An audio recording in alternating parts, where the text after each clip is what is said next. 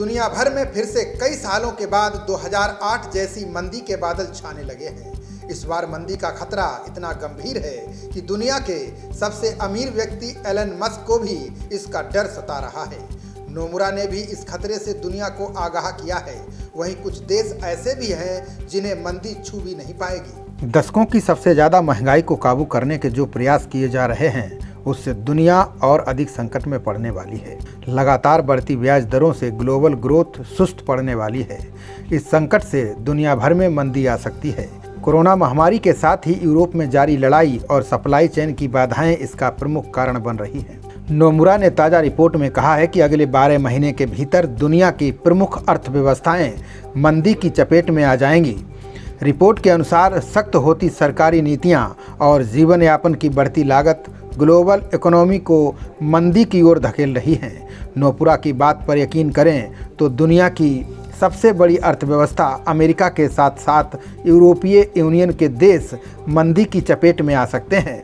इन देशों में Britain, Japan, दक्षिण कोरिया, ऑस्ट्रेलिया और कनाडा जैसी बड़ी अर्थव्यवस्थाएं शामिल हैं। नोमुरा ने कहा कि दुनिया भर के सेंट्रल बैंक्स महंगाई को काबू करने के लिए ब्याज दरें बढ़ा रहे हैं। सेंट्रल बैंक्स की नीतियां काफ़ी सख्त होती जा रही हैं। इससे दुनिया की इकोनॉमी ग्रोथ की रफ्तार सुस्त पड़ने की दिशा में बढ़ रही है। इसका मतलब हुआ कि ग्रोथ के लिए अर्थव्यवस्थाएं अब निर्यात में सुधार आने की बात पर निश्चित नहीं रह सकती हैं। रिपोर्ट के अनुसार महंगाई की ऊंची दरें बनी रहने वाली हैं। कीमतों का प्रेशर अब सर्विस सेक्टर, रेंटल और वेतन पर पड़ रहा है। नोमुरा ने कहा कि मंदी कितनी भयावह होगी ये अलग अलग देशों के लिए अलग होगी।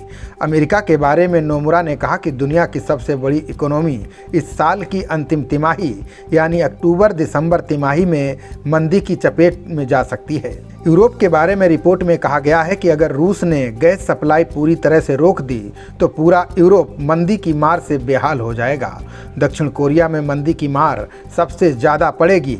इस देश की इकोनॉमी का साइज इस साल जुलाई-सितंबर तिमाही में 2.2% कम हो सकता है। एशियाई व्यवस्थाओं की बात करें तो जापान के ऊपर भी मंदी का खतरा है।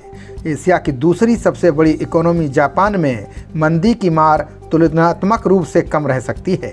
जापान को पॉलिसी सपोर्ट और इकोनॉमिक रीओपनिंग में देरी से मदद मिल सकती है। वहीं एशिया की सबसे बड़ी और दुनिया की दूसरी सबसे बड़ी इकोनॉमी चीन अनुकूल नीतियों के कारण मंदी की मार से बच सकता है।